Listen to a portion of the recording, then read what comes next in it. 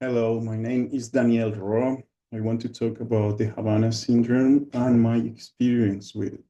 So everything that I will say is related with my experience and only my experience. There is nothing outside that field. Although I'm currently studying a Master's of National Security in Australia, as I am in Australia, I do not hold any kind of security clearance. I have never ever worked with the government. I did apply once to work with the government, and I did not. I simply reject the process, or I, how does it say? I was not. I withdraw my application. So why I withdraw my application?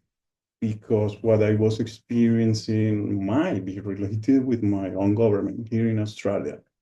But I cannot prove it anyway. I'm not blaming them because this is the point. You cannot know who is the attacker. We are talking about the Havana Syndrome, that is this kind of symptoms that people experience as confusion, headache, and it has been proven through exams and medical checks, MRI, and other kinds of imagery in which the brain eventually and evidently have some kind of brain damage. But I want to talk about who I am. You can more or less also know what's my perspective. I was born in Colombia in 1991, the 25th of March, in the Palermo Clinic in Bogota. Yeah. Um, I grew up in the countryside, went to school. I started university in Colombia. In the university, I discovered what was, let's say, the political situation of the country. Although I was studying electrical engineering, I got interested in political sciences and philosophy. I got interested in everything related with the social sciences. At the same time, always somehow I was drawn to what's happening in the political environment. So even when I was a child, I sometimes will assist to political gatherings just because it will be fun to see what people has to say. But in the national university, the bubble about the society, how it works, view that most of the people has in the cities that doesn't know what happening in the countryside, just bursts. Why?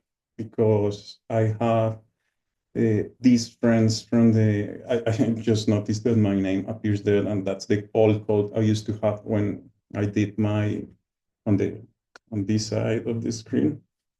Yeah, that's the old code I used to have at the university.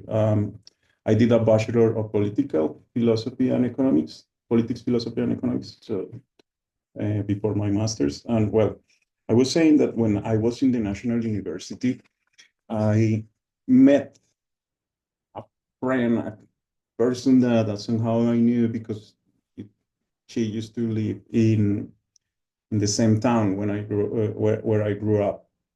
She was always involved in political stuff, her family, hard story, I would say.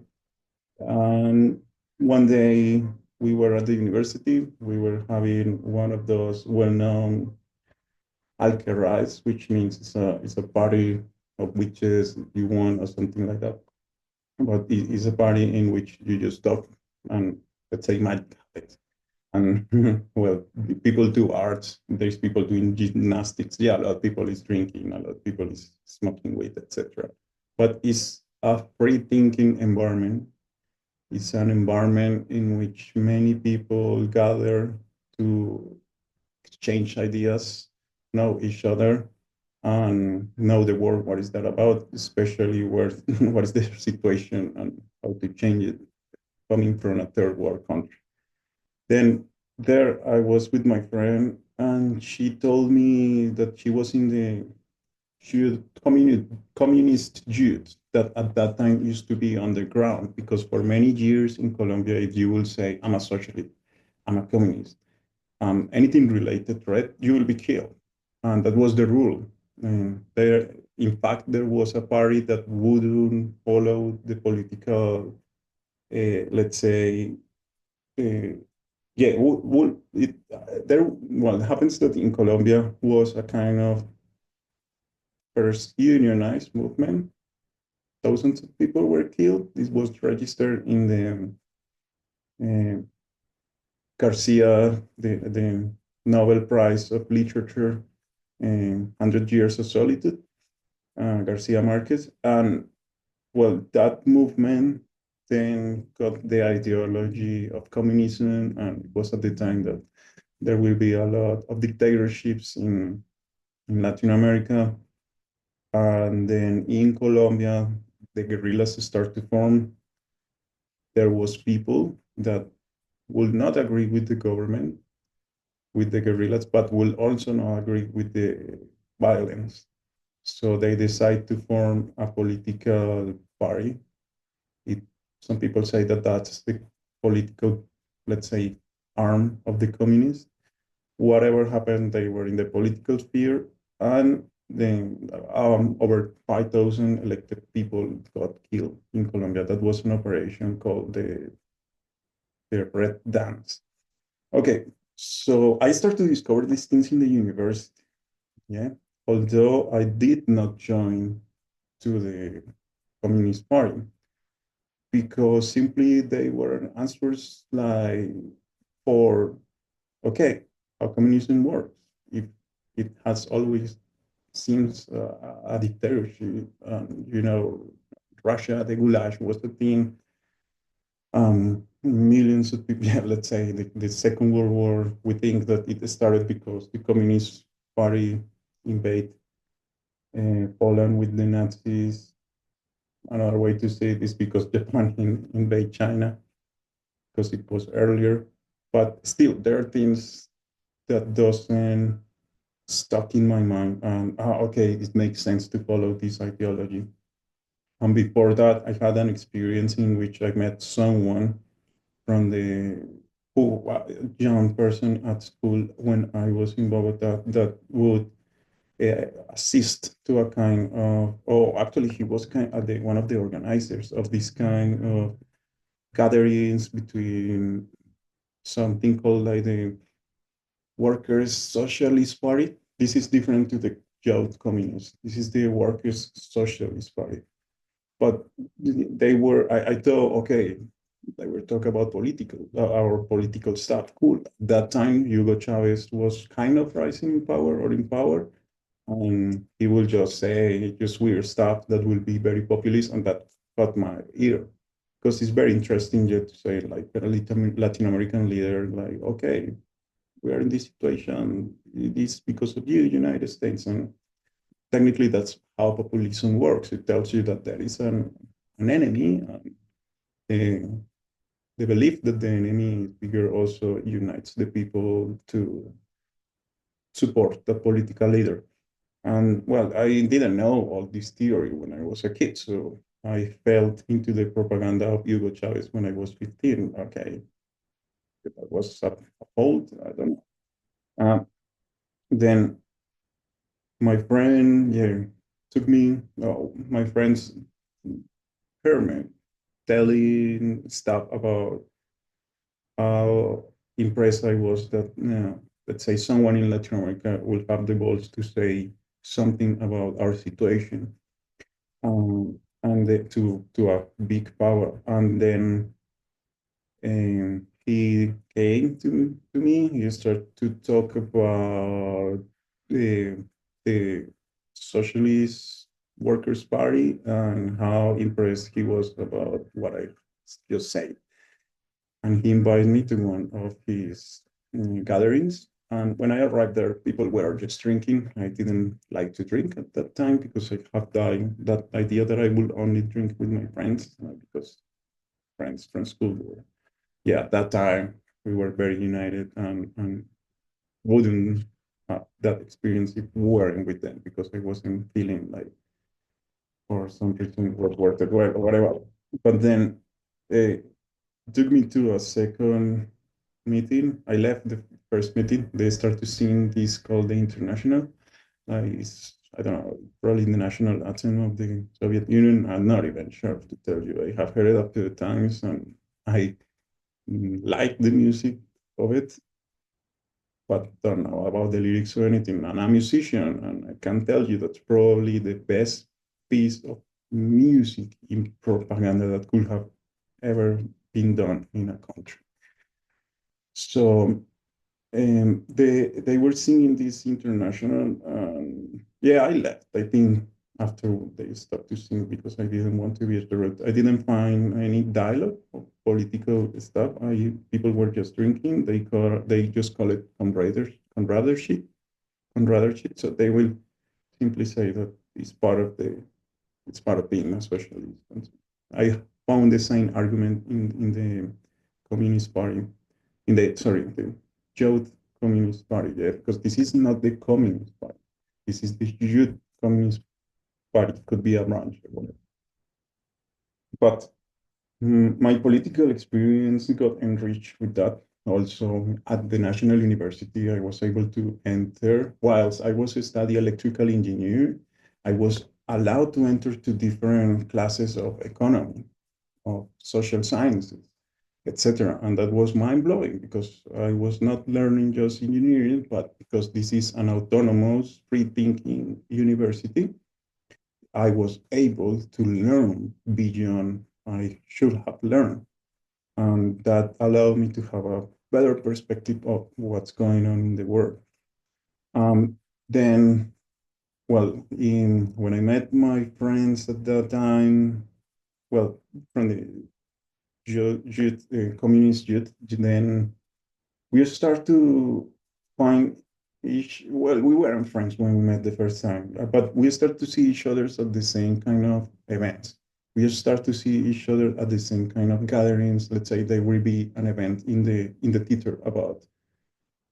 Sometimes there will be events in which people will speak English. I was learning English. I still learning English, and there will be there, and I wouldn't even understand what the person was talking about. But at least three times we saw each other in the free, let's say, massive theater events. Sometimes, most of the times, they were classes and conferences. Yeah. So the conferences, there is a couple of massive theaters in the National University. And we start to talk more. And then they start to invite me to events in which I could learn more. And they start to, uh, yeah, they were really good organizers, let's say, related in which the a lot of the events that most of the events that I assist were done by them, and very interesting ones. Let's say watching the underground Kusturica movie. Yeah, this guy from Croatia. Okay, that was an impressive movie that I will think I will never see in a cinema in Colombia. And being able to learn with them and understand the situation of the country, yeah, then guide me to the decision that okay, I should as well do something. Before that, I was assisting to protest mainly by myself, of inviting friends, but I would be with these friends from the Youth Communist Party, but I wouldn't be part of the Communist Party. So I will simply be with them in broad kind of protest that will happen in the university, not really any kind of agenda from the Youth Communist Party. But although they told me, okay, oh well, we have this group which is the National Association of Students.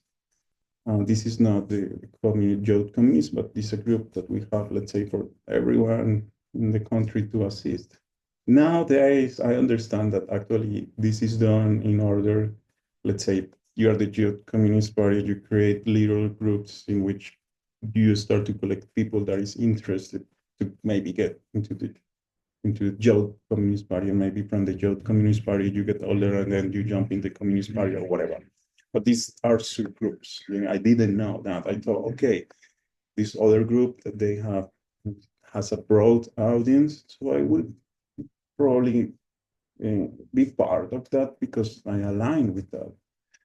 And I don't want to be a communist because it doesn't make sense for me. It doesn't make sense. Every time I will speak to them, questions like, okay, Colombia has a lot of left-wing parties. Why they don't unite? Yeah, they wouldn't come with an answer. So yeah, ideology, politics came to be more complex than what I thought when I had 18 years old. And um, it was a time in Chile when the students start to protest. These protests became wildfire because then we had Facebook and we had Skype, yeah, those two things. And the movement started in Brazil, Ecuador, Argentina, Colombia, every single country in Latin America, especially in the South Cone.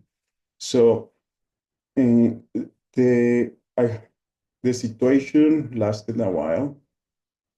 Um, then I had an operation in my leg, right leg, because I had kind of infection. The whole time when I was working when I was, sorry, studying at the National University, I used to work in McDonald's.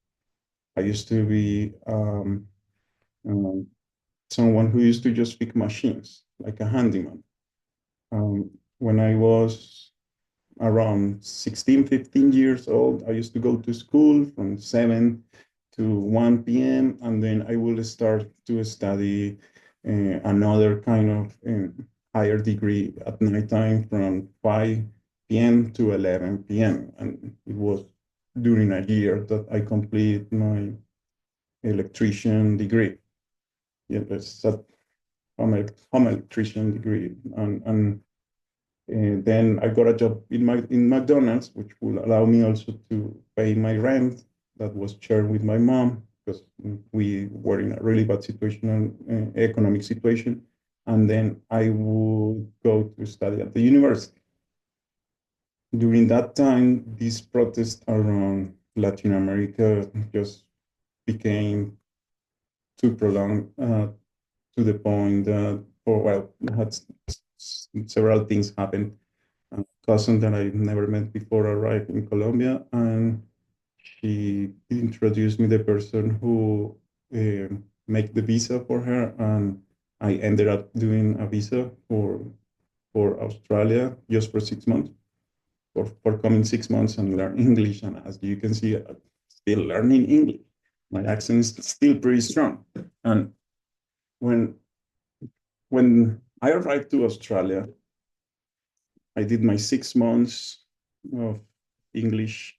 Then I applied for a refugee visa. Why? Because the situation in Colombia became kind of dangerous for two things. My father at that time used to be a politician. I wasn't there, but a lot of papers were sent related with the case of my father. That is even kind of not clear for me. Second thing, um, the my friends were start to be persecuted in Colombia. Yeah. So my friends from the youth communities, which is a legal party, yeah, at that time used to be underground um, because the government simply would, we had this kind of, let's say, extreme right wing for 8 years continuously, and it kind of softened, but after the peace talks, but still it was a situation where any communist socialist will be persecuted. There is thousands of cases in which you will have evidence. And actually, the peace talks and the jury of them have discovered more than 4,000 cases of people that was killed and deemed as communist, but these were actually peasants. So the government, not government, but technically a, a branch of the military apparatus killed 4,000 people and dressed them as guerrilla fighters, put some guns, and then uh, put some fake guns in them, and then report them as yeah, positive, I don't know, the combat, I don't know, casualties or something. I have not background, I have not military background. The reason I'm studying national security studies is because I think it's the most prestigious and is also the most difficult field in which I could aspire. So I really want to solve huge, complicated problems. That's my mind has been trying to do for several years. And well, and after I was here, I applied for the refugee visa. Yeah, for those two reasons, my friends told me stay. My friends in Colombia as well told me stay there. It's becoming really, really dangerous to be here. And okay, they had this situation in which they were full on in politics. I was not. I was more like an associated in the sense that I will go out in protest. Yeah, I will only support the events that were associated with the let's say passive events in which I will just sit and watch a lecture or a movie, or sometimes they will invite musicians, sometimes yeah, well-known musicians from Colombia and United States, and so very interesting, let's say, dialogues that were happening there. But I want to emphasize, I was not a communist. A communist, yeah, I was not a communist. I never belonged to any party or anything like that. At that time, the Youth Communist Party will have kind of credentials, or will have they will have IDs. Yeah, never had one of those IDs because precisely that's what I don't want to be part of. I don't want to compromise my free thinking with an ideology that didn't even understand. But I started to read Marx then when I was 17, 16 years old, which was very interesting. Nowadays, I think that communists doesn't read Marx, and those who read Marx are not communists. And well, uh, after I decide, okay, I'm gonna stay a little bit longer in Australia. One of the requisites to apply for the visa was to uh, give a letter in which you say why you want to stay here. So I explained to the person that was doing my visa, the agent. He Yeah, he told me, okay, yeah, you have to do a letter, blah, blah, blah. I told him, can't remember if I did the letter, but it was the situation that the reason I wanted to extend my visa was because I I needed to stay just 6 months because the situation in Colombia, yeah, was not the best one at the moment. When I explained that to him, he told me you should apply for a refugee visa, you have a case. And eventually I went to legal aid. I explained that to the lawyer, and this is one of the really weird things to happen. The lawyer said no, and then I start to cry as never I felt that I could have cried before. Um, because it is really difficult for me to cry. I get emotional and so on, but burst in tears is something that I wish to to have the this opportunity to, but it's not something that I do. Let's say because my biology, I don't know, but that day I burst in tears. I don't know if that moved the lawyer, whatever. We start the case. I apply for the visa, and the visa to 5 years to be granted.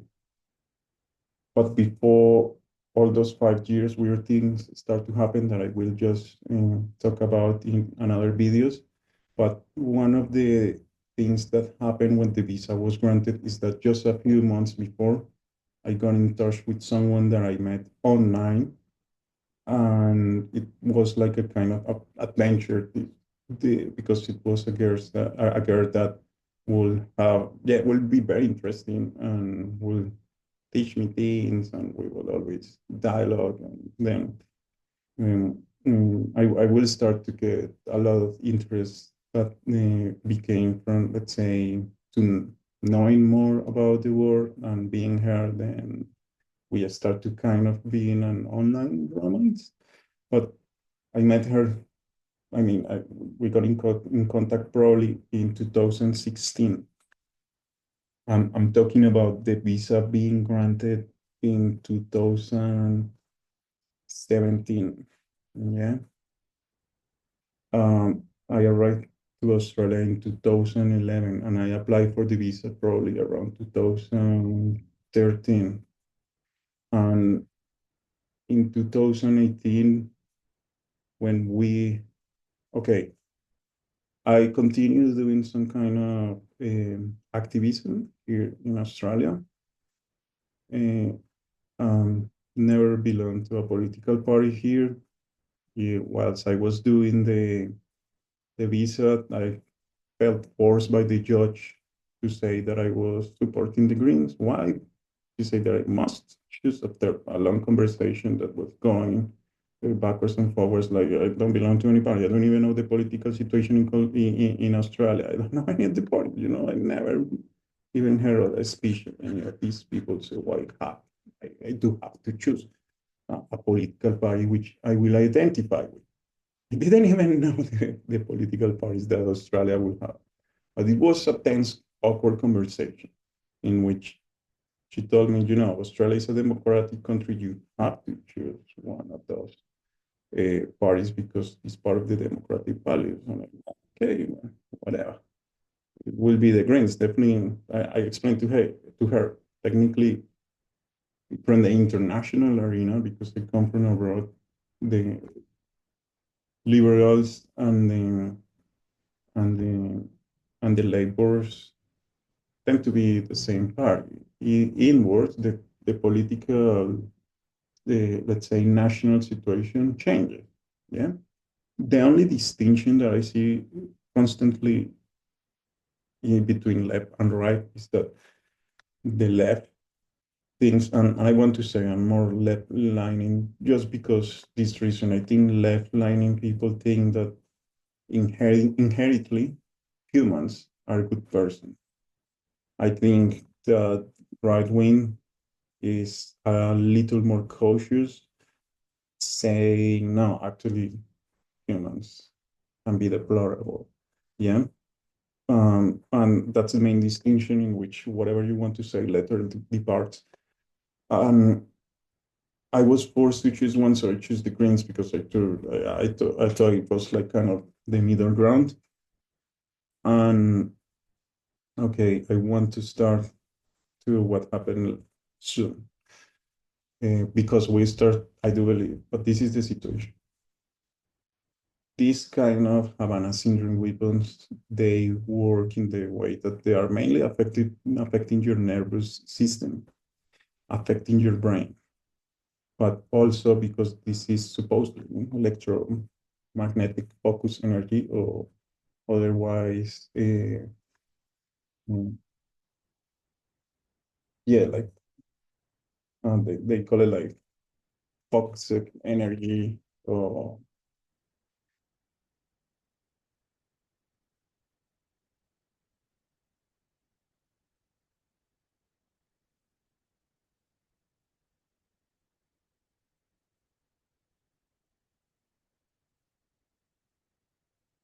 well, people say that is localized sound. Some people say that it's related with weapons of control, focus, energy, something like that. I don't believe anything or what is there. I have my own views because I have some background in engineering because I did some semesters of electrical engineering. So I will explain that in another videos. But for now, I want to set a stone in this video of who I am. I want to explain a little bit of the Havana Syndrome and my experience, um, and what to expect from future videos. And so uh, when I was uh, applying for the visa, it, 1 year passed, 2 years passed, 3 years passed. All my documents were there.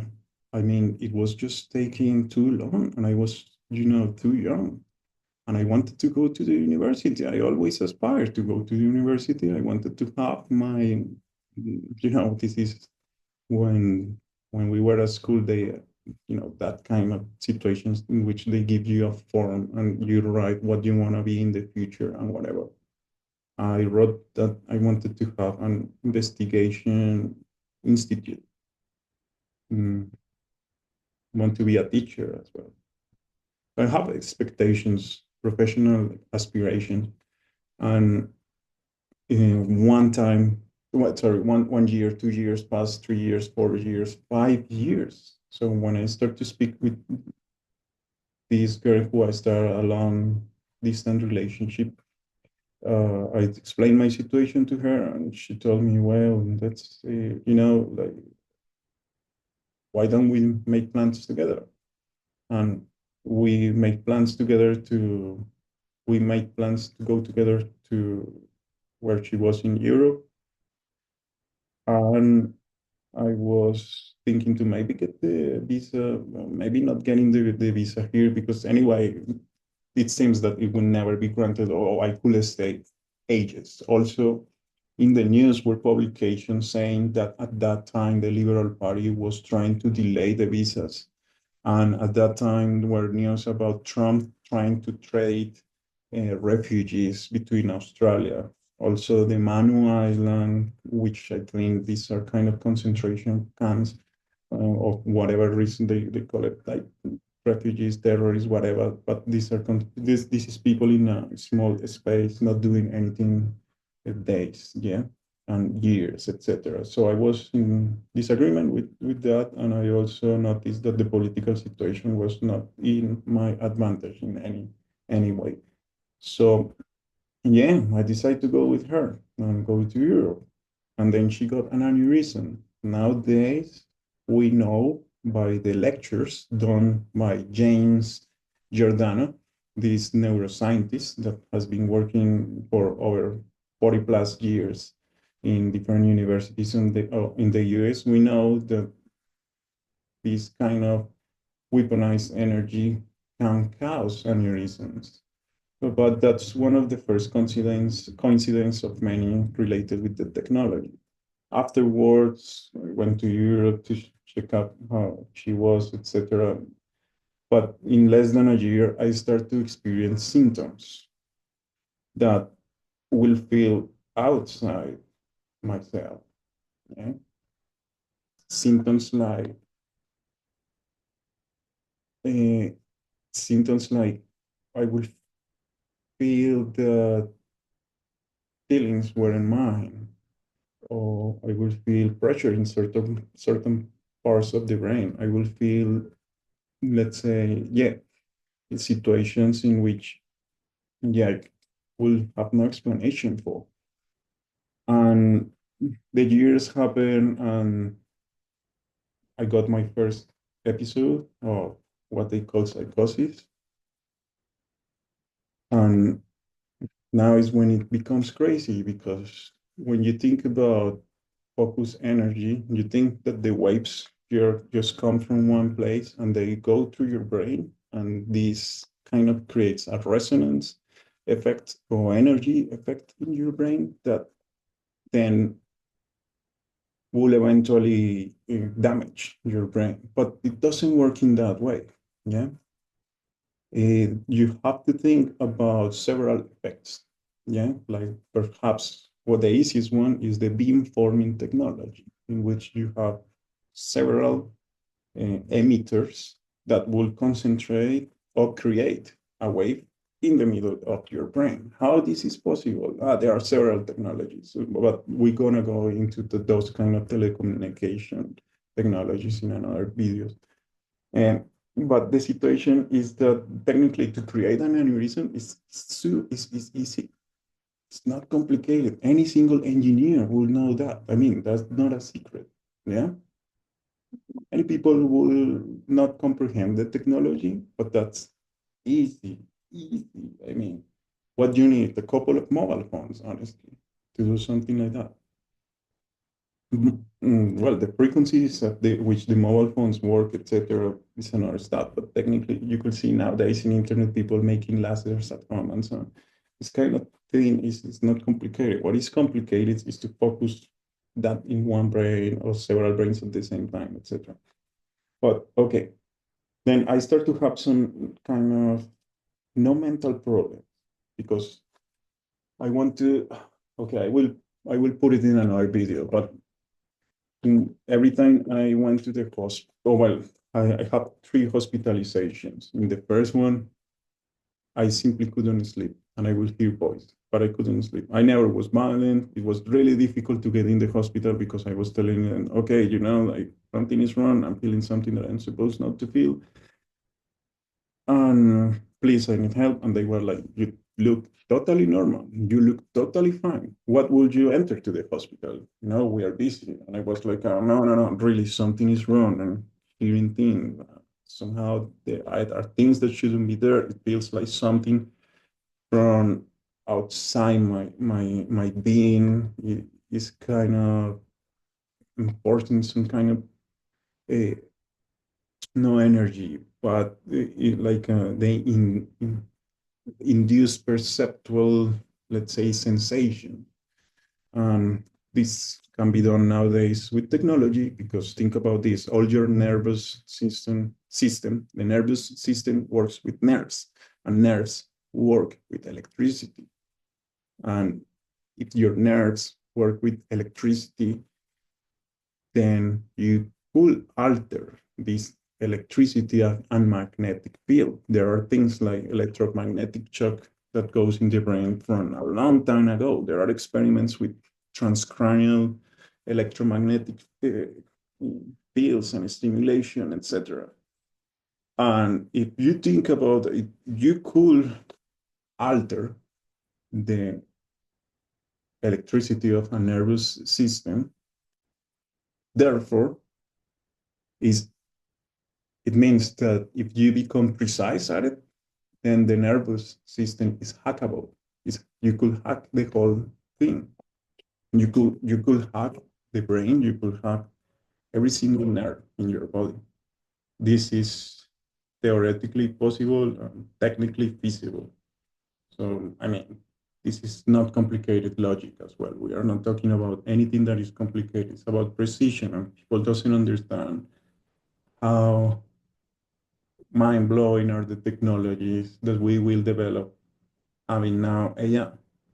Well, um, I have my first hospitalization, and I was almost not admit in the hospital. Yeah, I was taught to go and sit somewhere, but they wouldn't admit me in the hospital. Then I went again, please, really, I need some help. Something's happening.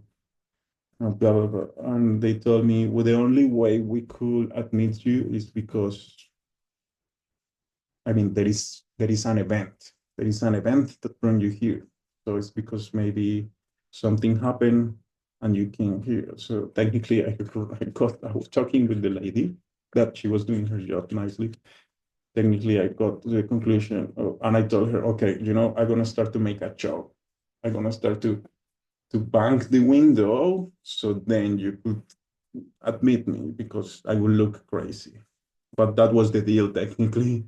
That was the deal. I will look crazy, then you allow me to have some treatment. And then I start to back the window, and then I think she called the collection security or whatever. And then they allow me to enter, and they say that I will be paranoid, etc., blah, blah, blah. And then I got some treatment. They put me in antipsychotics, etc. I have the second episode, similar stuff. Third episode, they told me that I have to be 6 months in the hospital because this time I thought that I will have, well, I will explain that. That's a whole chapter, I will say. That's a whole video. But then I went to the hospital, and one of the notes that the psychiatrist did was that I have an astonished reasoning. He wrote that the reasoning of the patient is just astonishing. This is something important because at any time I lose control of what I was and what was the sensation that I was having. Why? Because even if I took drugs before, the reason why I was taking drugs is just to feel the changes in my brain. And I will difference what will be the drug and what will be induced by something. Then, if this was the situation at that time, you might wonder why the doctors are not right, why the psychiatrists will be right and I will be wrong that it is something more complex. Well, there are several situations. First, if this is a military strategy, in every single covered military strategy, and I don't know anything, I mean, I have not received any formal studies about military, but I will say that this is logic. Yeah? In any single covert mission, attack, or whatever you want to do, you will try to do it covertly, not be discovered. So the best way in which you could do that is to precisely just do something that only one person can experience. Yeah. So if I'm the only one experience this, how can I prove it to you if this is not visible? To make this visible, I will need, and let's say to prove, let's say in the case this is electromagnetic and an electromagnetic field, then I will need military grade radars. Yeah. And I want to talk about the philosophical conundrum here. This is gonna be another video, but in this is the soft problem in the philosophy of mind. This is a well-known kind of philosophical problem. Is actually one of the problems that has been studied the most, given that AI works like the brain and the brain also can work like AI, etc. And so we have this situation, how we know that machines are conscious. If they are conscious, we will not be able to prove it. Just as you, the viewer, is conscious, and I cannot prove that you are conscious. So try to prove that you are conscious to someone, or even better, go to any of your family members, friends, and tell them you are unconscious. And you will win that argument because no one can prove that he's conscious. And why is that? Because this thing called qualia, in which I feel I experience myself, only happens as a phenomenon that is revealed to me.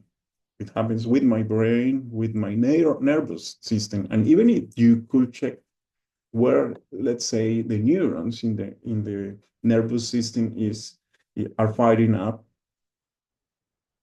you just see neurons fired up, but you cannot see or experience consciousness, the consciousness that the person is experiencing. Right now, you cannot smell what I'm smelling. You cannot feel when I touch my hand. You cannot see what I'm seeing. And eventually, you cannot say that I'm conscious as I'm the only one experiencing my conscious. So consciousness is an interesting phenomenon because I am the viewer of what is happening in my mind. I'm the one who hears my voice in my mind. And at the same time, I am the person who is speaking and being studied. So it means I am the object to be observed, and I am the observer of it. So this phenomenon is what we call consciousness in a nutshell. Yeah. And if the military strategy works in that way, as in the soft, let's say, problem of the consciousness, then it's a military strategy that cannot prove unless you start to collect more data about the environment. So this is the same thing that happened in the Havana Syndrome, yeah, for every single of those people. But now I think things are more complex. If you check online, just check the videos of Dr. James Giordano. Okay, don't hate him, but check the videos of that guy because they are very revealing to what is possible with this kind of technology. So I will start from now to talk about this on video. Why? Because I'm in Australia. First, I'm experienced that. Second, Australia has laws about uh, um, whistleblowers in which anyone who has any kind of, let's say, this is coming from some country of the Five Eyes, then no one can tell what is happening, or if they are victims, they cannot come out. Why? because most of the people that has been targeted always has been working for a kind of government. I'm not working for any government, so I'm a normal citizen. Yeah, I am studying at the National University of Australia, well, a Master's of National Security, but I never have had an overtly, covertly, or any kind of job with the government. I never have had any kind of security clearance or anything like that. I'm only a student that went there as a citizen, so I could talk about my experience with this kind of weaponized um, technology that has been utilized mainly over the uh, let's say this technology has something interesting that most of the people affected has been people working with government, like, a- intelligence agencies, diplomatic bodies, etc. Yeah, so keep that in mind. But it's now being exerted on me, but really hard, too hard. Like, I mean, I've been able to keep my mind always rational, but now it's becoming so disturbing that I do believe that they want me to disclose this because the symptoms kind of diminish when I'm doing this. The symptoms diminish in many ways, but it's also a technology that serves for redirection. Yeah, let's say right now is being applied. People who has experienced this is related with this. Yeah. And a reason for what I think I'm able to talk about this is because I don't lose my mind. I was diagnosed with schizophrenia, but then I discovered, oh shit, happens that anything that is in the DSM-5, the Diagnosis Manual of Mental Disorders, can be replicated with this technology. But we are going to talk of this in another video. And yeah, the technology has become more precise. The technology has been very precise in my experience from many years ago. The technology is okay. There is something really important that I want to talk, regardless of what are my symptoms, etc. The first audience that I want to capture here is those who have experienced the symptoms. Yeah, because from here you might not be able to talk from your work. You cannot talk from what have your experience. You might have no disclosure agreements. I don't have anything of that shit. I just have experience that from my as a citizen, as a refugee, as why I don't know. That's why I was talking about my political, let's say, affiliations, and that will be the most weird one. But I met also in Colombia casually because it's the place where we used to go to pray. And I was Rose Catholic. I'm not Catholic, but we used to go to pray in our family, let's say, circle, who who was also who had one auntie that met that had a friend whose husband came to be um, um, general of the police. So I met as well a general of the police. That's cool. I met him when I was 14, and we were talking about um, some even political stuff. And so, but yeah, very interesting. There is another thing that was happening. Oh well, there is. Yeah, I wanted to talk. I met also many paramilitaries because the place where I grew up was mainly controlled by paramilitaries. And but think about this: in Colombia, the situation of the war has touched every single Colombian. So it's normal that a Colombian know a guerrilla fighter, or a Colombian know a narco trafficker, someone who works for a narco trafficker, or that a Colombian knows someone who has worked with the paramilitary, or they know a friend of a friend, or whatever. I mean, that's normal. It's not because they are affiliated with someone. I mean, there are places in which there are no government. There are places in which there is just military but no government. There are places in which you will have only guerrilla, and, and you will have places in which there are only narco traffickers. You will have places in which the currency of value for exchange is cocaine. Okay, so yeah, there are issues to solve in countries like Colombia. Uh, I wanted to talk about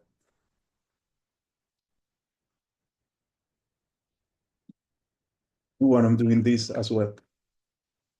Mm, even if these things are hard, even deadly, there is hope. And the situation is like with this technology, many things can be uh, solved, especially related with health matters.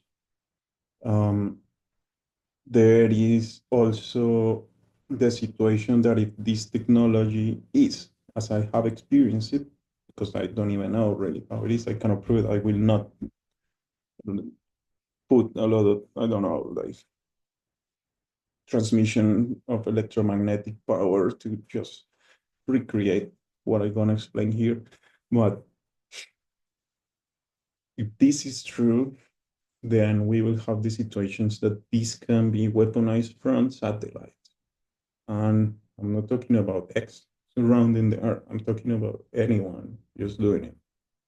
And first thing, because there's, according with the James Giordano videos, then we have a situation that is a new kind of warfare, a new kind of psychological warfare, a new kind of field of war. I don't know.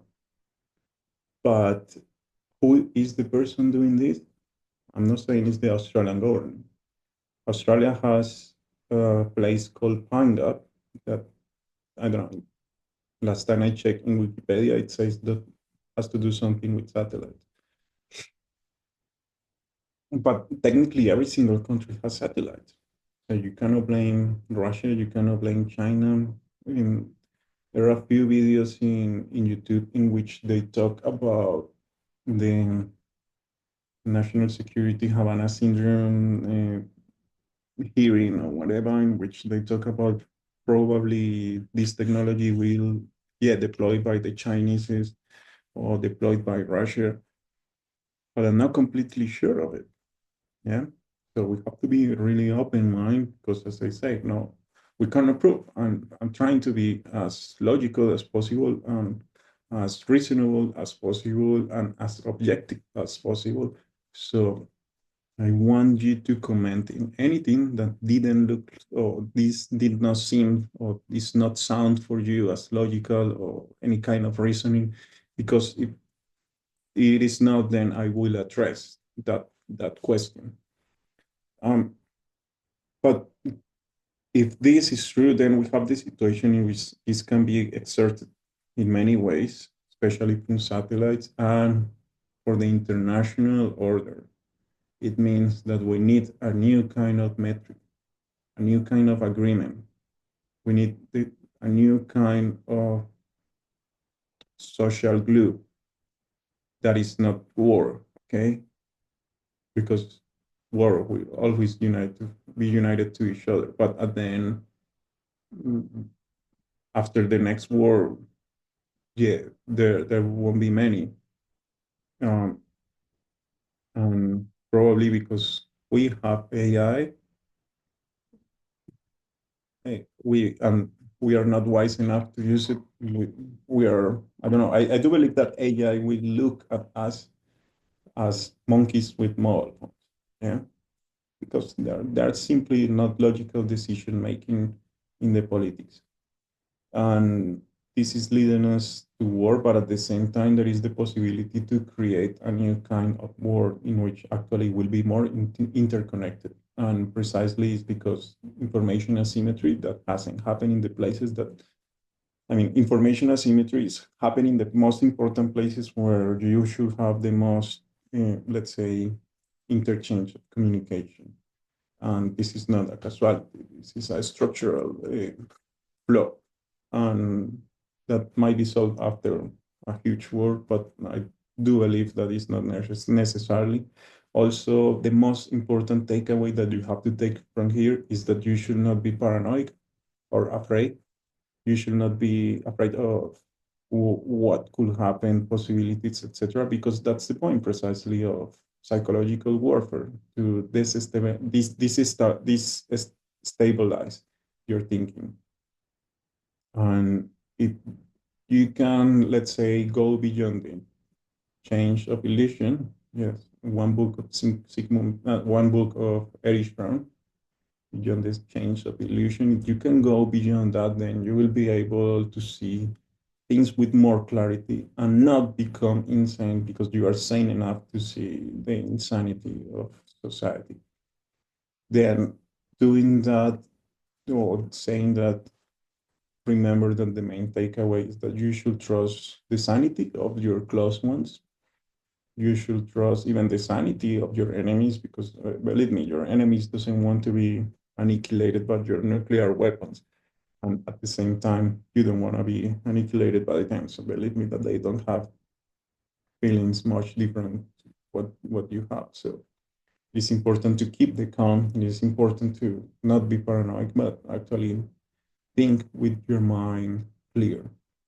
So after this, I will post about things that has been settled in this conversation, and I would like also people to comment. It is important as I am in the, let's say, situation or position in which I could talk. Okay. And sorry for the quality of the video. I'll try to make that better, although I don't pretend to become a YouTuber, but let's see if we make these kind of videos more prepared. But now the urgency, yeah, is 100% because I cannot do other thing that is not the thing that I'm allowed to do with this technology. I mean, if I try to study certain things, um, wanted to show you some important books. This is one of the books that I'm not allowed to read, let's say, because every time I start to read this, I start to get a terrible headache, get confusion. This is Norbert Weiner. This is another book. Yeah. Um, uh, I cannot read anything related with Irish firm. Yeah. So it's very difficult to read this kind of stuff. I cannot write. Um, it's very difficult to read anything related with my studies. Want to show you as well. I want to prove that I'm a student of the National University. Let me check. Oh, yeah. I don't wanna, yeah, because I was born in Colombia. I have also middle name. I don't want to give away my middle name, but yeah, it's my student card. And yeah, I've been also in conferences related with security at the university. I'm talking about not anything that is related with disclosure. This is something that we were given from the National Security College. We assist to a conference that was called Securing the Future. Yeah, they gave me this nice key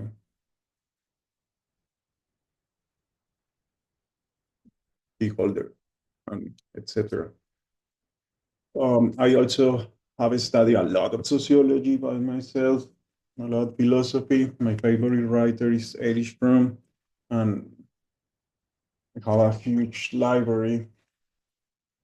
Yeah. Well, no, it's not huge, but it's considerably, yeah, something. And all that is related with all books. Yeah.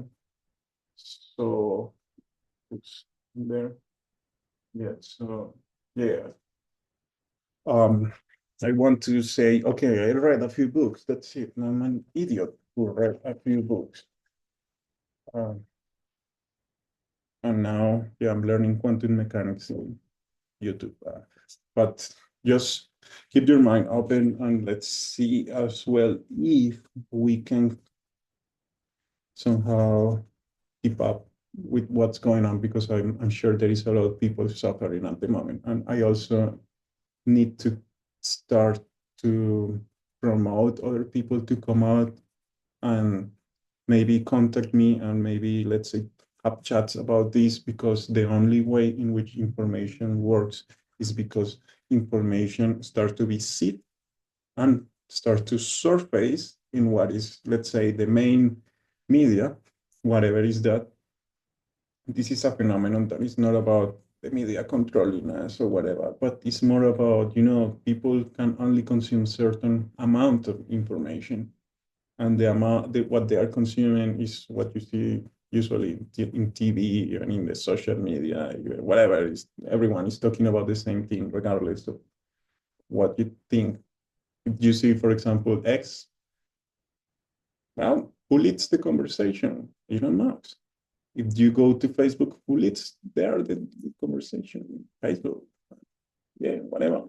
There is a lot of things related with Facebook as well. When I was experiencing my psychosis, the symptoms, I saw that there was a kind of, I mean, it is important to talk about this right now. Mm, Like, because check this out. When I was in 2017, 16 as well, I was living in Sydney, and at that time I was using Facebook. I was living with a friend, uh, Bachelor of Arts, and um, I whilst I was watching the situation in Donbass and Donetsk developing, my friend will have certain kind of information, like his Facebook algorithm was related with supporting the Russian side, or how they call it, like the separatist, and my algorithm was supporting the nationalist, so the Ukrainians. And it was interesting because I didn't know anything about situation in Europe, and I was curious, like, oh, why the hell? Why I'm looking at so many things in Europe if I'm in Australia and I'm Colombian and I'm not related with that thing. And at that time, there were a lot of memes coming out related with um, Putin and all that stuff. And it will be funny from my perspective. Putin was looking like a clown, just memes everywhere of him. You remember this kind of music, I don't know, Russian music of him just walking, doing his propaganda team. Yeah, right now I start to feel the headache, but you don't know who is applying it. You don't know who is applying it. Uh, let's assume it's United States, making us believe that because I'm talking about Russia, then Russia will attack like that. Things are not that straightforward. Yeah, that's the point, to make you believe that. And since it starts to be really painful, and I have no evidence of it, then um, one of the situations that we must endure is to be objective. Yeah, not let our minds be just drawn by feeling. Oh, but don't lose your feelings. I mean, be sentient, but be thoughtful sentient. Yeah, think and feel, because otherwise, if,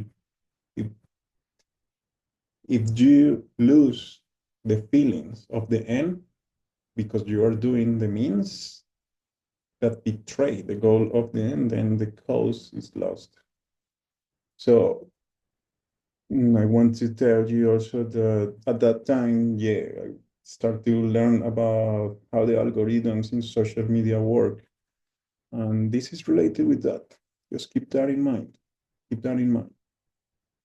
Keep that in mind, because companies, social media, etc., whatever is that, they have more information than even your government. Okay, depending on your government. But yeah, technically, but actually most of the social media comes from one government. But Okay, we're going to talk about that, but just something that we need to keep present. Please comment because it is important to for me to know what we need to talk about.